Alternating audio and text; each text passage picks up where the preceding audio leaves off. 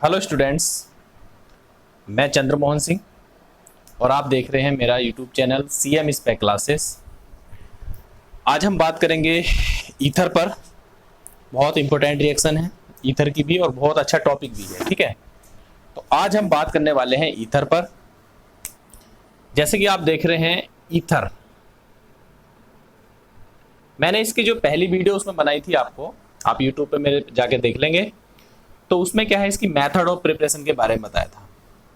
आज हम इसकी फिजिकल प्रॉपर्टी, केमिकल प्रॉपर्टी और यूजेस पर काम करेंगे।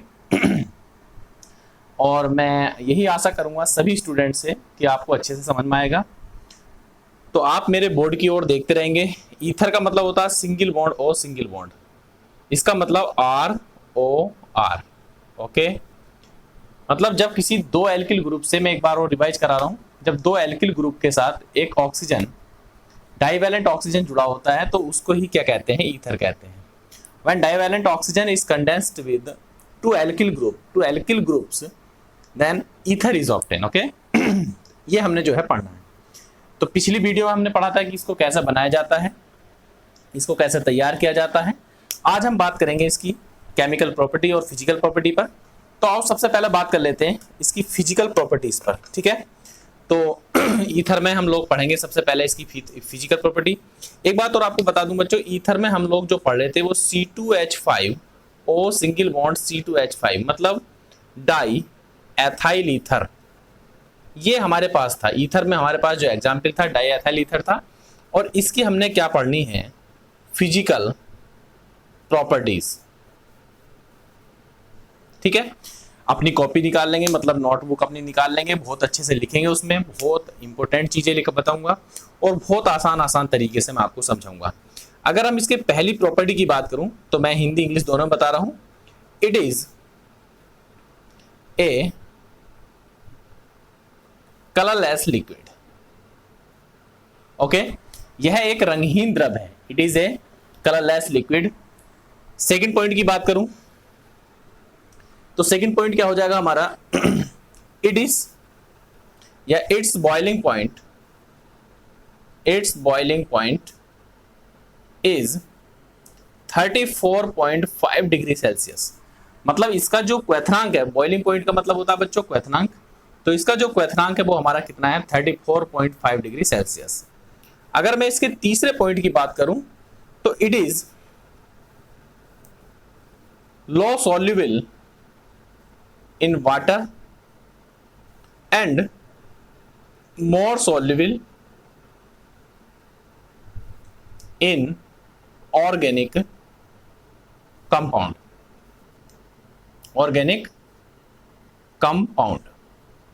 ओके, इसका मतलब क्या है कि it is low soluble in water, मतलब ये जल में जो है कम सोल्युबल है, कम घुलनशील है, जबकि ऑर्गेनिक सॉल्वेंट में जो है ज्यादा घुलनशील है, ठीक है। तो ये हमारी क्या थी, फिजिकल प्रॉपर्टीज थी। अब बात करते हैं हम इसकी केमिकल प्रॉपर्टीज पर। बहुत इंपॉर्टेंट है, डाई एथिल ईथर की केमिकल प्रॉपर्टी पर बात करेंगे। देखो बच्चों ध्यान देंगे। अब हम बात करेंगे इसकी केमिकल प्रॉपर्टीज पर। मैं लिख दे रहा हूं केमिकल प्रॉपर्टीज पर हम इसकी बात करेंगे। बहुत इंपॉर्टेंट चीजें मैं आपको बताऊंगा। सबसे पहला हमने इसका पॉइंट लिख लिया, कंबक्शन। फर्स्ट हेडिंग आप लोग डालेंगे कंबक्शन। इसको हिंदी में बोला जाता है दहन। मैं आपको बताता रहूंगा, हिंदी वाले इसको क्या लिखेंगे, दहन, और इसे इंग्लिश में बोला जाता है बेटा कंबक्शन। कंबक्शन का मतलब कोई भी हमारे पास कंपाउंड है उसे ऑक्सीजन के प्रेजेंस में कंप्लीटली डिस्ट्रॉयड करना है, जला देना है उसको, ठीक है। तो इसकी रिएक्शन क्या होगी, मान लो हमने लिया C2H5O C2H5, ध्यान देंगे ये हमारे पास क्या है, डाई एथाइल ईथर। अब इसे कंप्लीटली हमें जलाना है ऑक्सीजन के साथ। तो मैंने ऑक्सीजन के 6 मॉलिक्यूल ले लिए और जैसे ही आप इसे बिल्कुल गर्म करेंगे तो यहां से क्या होगा, हाइड्रोजन ऑक्सीजन वाटर के रूप, वेपर के रूप में निकल जाएंगे। और जो हमारे पास कार्बन है, 4 कार्बन है, ये हमारे पास जो है कार्बन डाइऑक्साइड गैस के रूप में निकल जाएगी। बाकी जो हमारे पास हाइड्रोजन है वो हमारे वाष्प के रूप में जल बनाकर अलग हो जाएंगे, ठीक है ना। तो ये रिएक्शन आप इसे कर सकते हैं। अगली हम रिएक्शन को बात करेंगे, पहले आप इसे लिख लीजिए।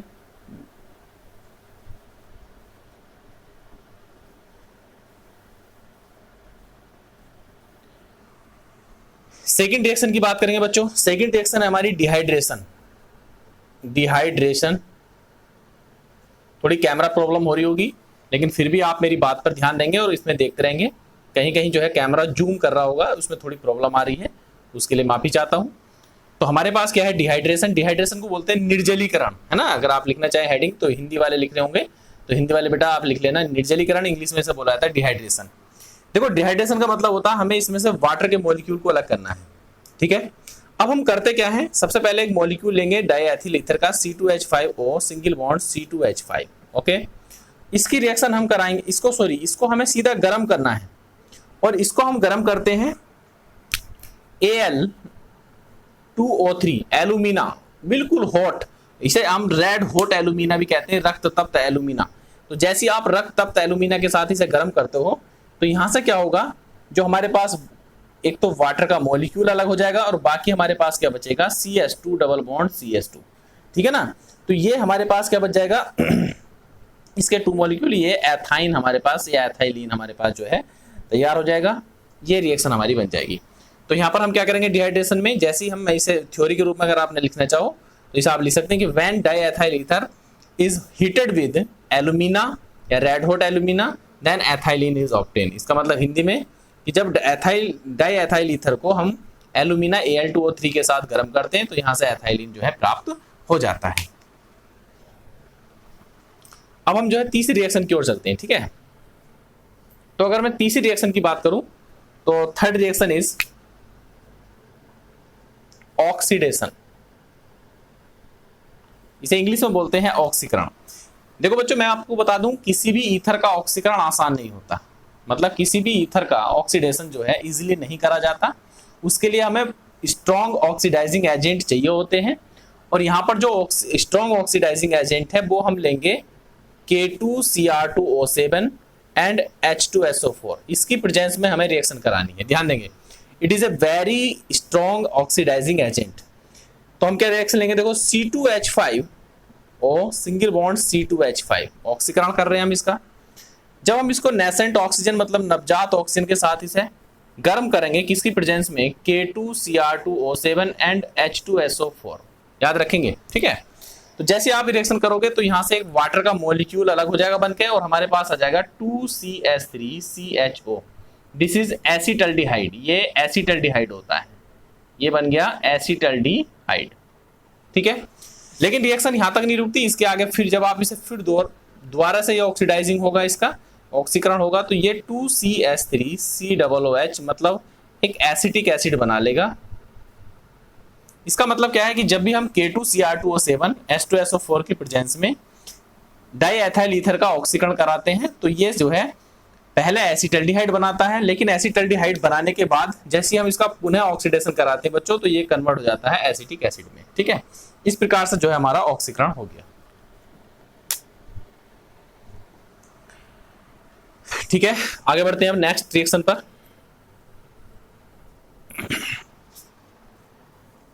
तो अगली हमारी जो रिएक्शन है उसको काफी इंपॉर्टेंट होने वाली है। अगली रिएक्शन का जो हमारा टाइटल है वो है H2SO4 से अभिक्रिया। जो हमारी फोर्थ रिएक्शन है वो है H2SO4 से क्रिया, या इसे इंग्लिश में लिख सकते हैं आप रिएक्शन विद H2SO4। तो H2SO4 के साथ हमें रिएक्शन करनी है। H2SO4 से 2 प्रकार से रिएक्शन होती है, ठीक है ना। H2SO4 से 2 प्रकार से रिएक्शन होती है इसमें।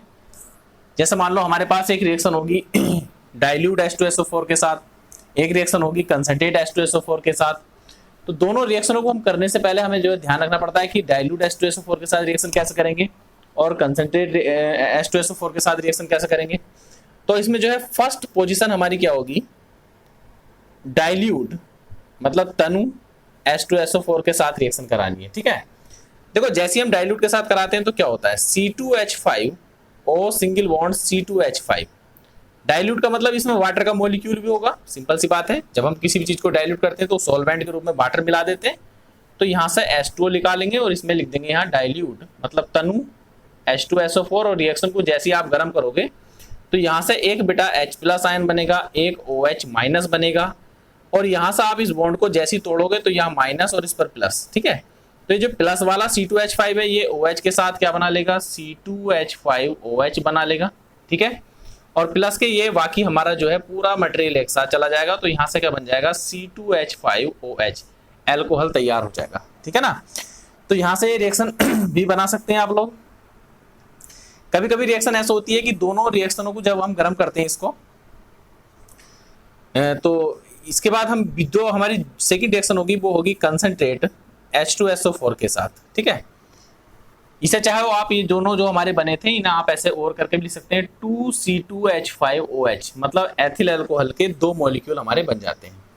अब हम क्या करेंगे, जो हमारे पास कंसंट्रेट H2SO4 है, जब इसके साथ रिएक्शन करेंगे तो देखो क्या होगा, C2H5O सिंगल बॉन्ड C2H5, इसकी रिएक्शन कराएंगे H2SO4, तो मैंने H2SO4 को HSO4 के रूप में लिख लिया। ध्यान दो, H2SO4 को मैंने H सिंगल बॉन्ड HSO4 के रूप में लिख लिया, ठीक है। तो यहां से क्या होगा देखो इतना ये हमारा अलग हो जाएगा पोर्शन, तो यहां से बना लेगा C2H5OH, एथिल अल्कोहल बन जाएगा, और बाकी जो बचेगा देख लो आप C2H5HSO4, मतलब एथाइल हाइड्रोजन सल्फेट हमारा बन जाएगा।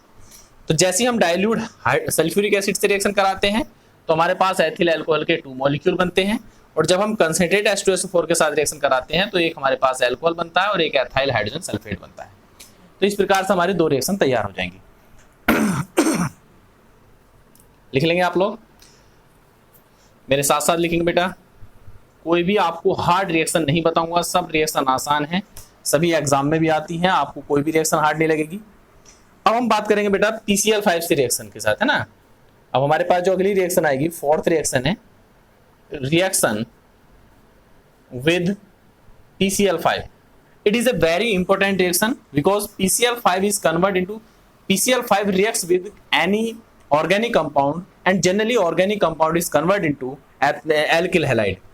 मतलब जब भी किसी कार्बनिक यौगिक के साथ PCl5 रिएक्शन करता है तो PCl5 की एक कैपेसिटी है, ये क्या काम करता है, उसको एल्किल हैलाइड में कन्वर्ट करने का काम करता है, ठीक है।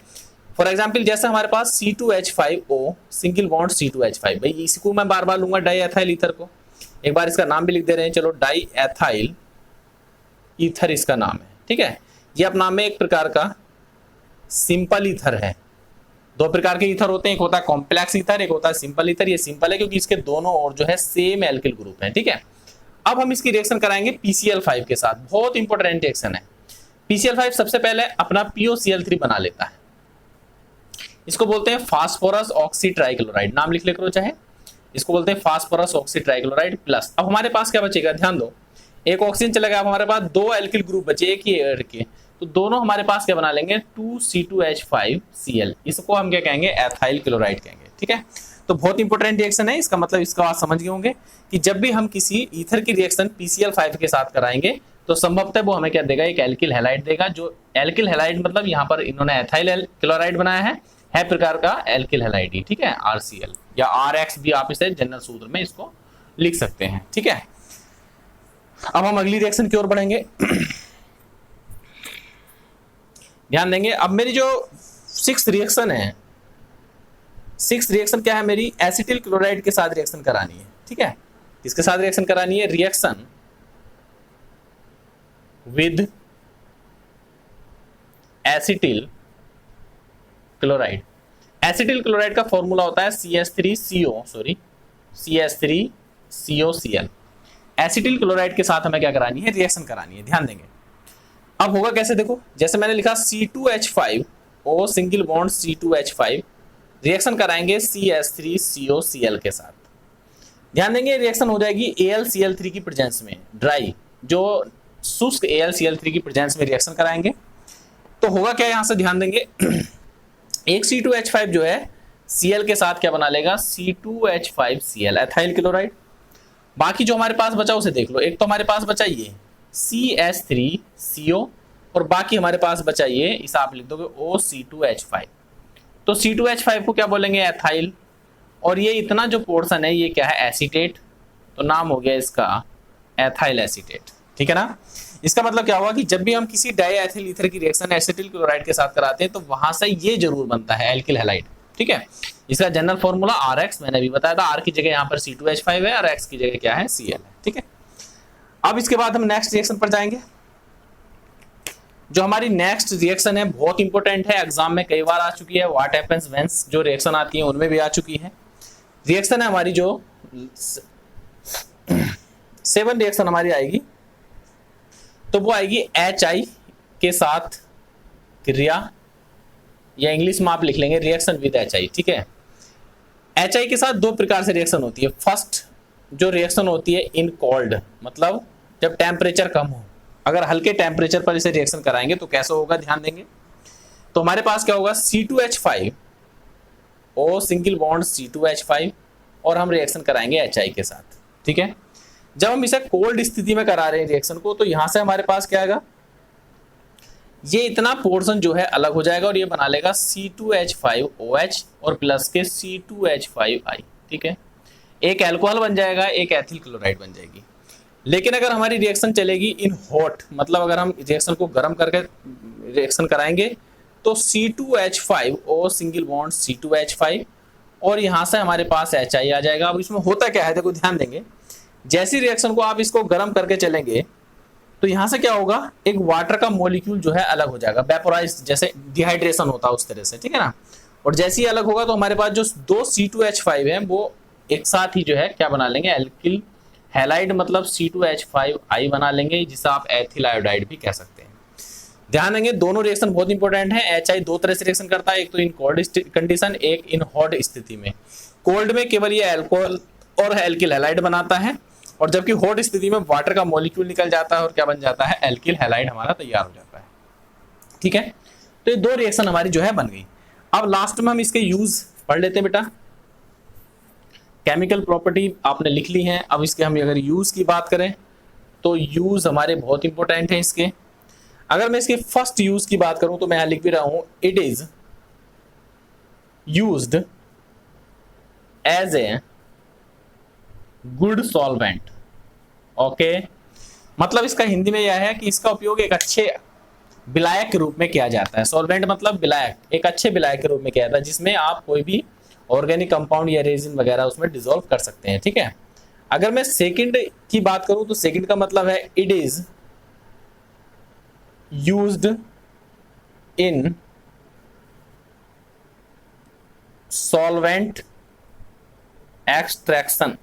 ध्यान देंगे इसका उपयोग विलायक के निष्कर्षण में भी किया जाता है, ठीक है। अगर मैं इसकी तीसरी पोजीशन की बात करूं तो जो हमारा तीसरा पॉइंट है, तो मैंने तीसरे पॉइंट में आपको बता रहा हूं कि इट इज यूज्ड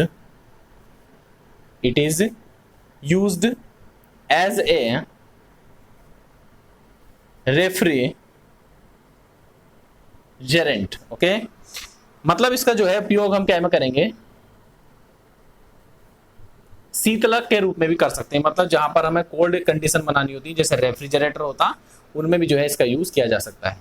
तो पहला यूज क्या है, it is used as a good solvent, it is used as a solvent extraction and it is used as a refrigerant, ठीक है। तो ईथर आपका कंप्लीट हो गया, और मैं यही आशा करूंगा कि आपको समझ में आ गई होंगी सभी रिएक्शन, और सभी अपने नोट्स बनाते रहेंगे।